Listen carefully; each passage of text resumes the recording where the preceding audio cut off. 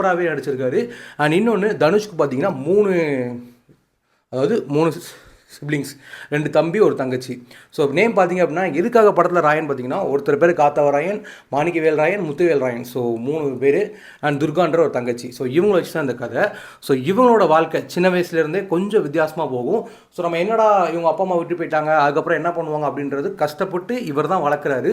So வளர்க்க நிறைய பிரச்சனைகள் ஃபேஸ் பண்ணுவாங்க. ஸோ ஒருத்தர் காலேஜ் போவார், ஒருத்தர் வேலைக்கு போகாமல் இருப்பார், இவர் கடை வச்சுருப்பார், தங்கச்சிக்கு மேரேஜ் பண்ணுறப்பாங்க. இதுதான் இந்த கதையோட கான்செப்ட். ஸோ இது எப்படி இவங்க நெக்ஸ்ட்டு கொண்டு போகிறாங்க அப்படின்றதான் கதை. அண்ட் உண்மையிலே பார்த்தீங்க அப்படின்னா நம்ம எதிர்பார்க்காத நிறைய ட்விஸ்ட் அண்ட் டர்னிங்ஸ் எல்லாமே கொடுத்துருக்காங்க. ஸோ அதெல்லாம் பார்க்கும்போது சில விஷயங்கள் நமக்கு தெரிஞ்சுட்டுனா படம் பார்க்குற இன்ட்ரெஸ்ட்டே இருக்காது.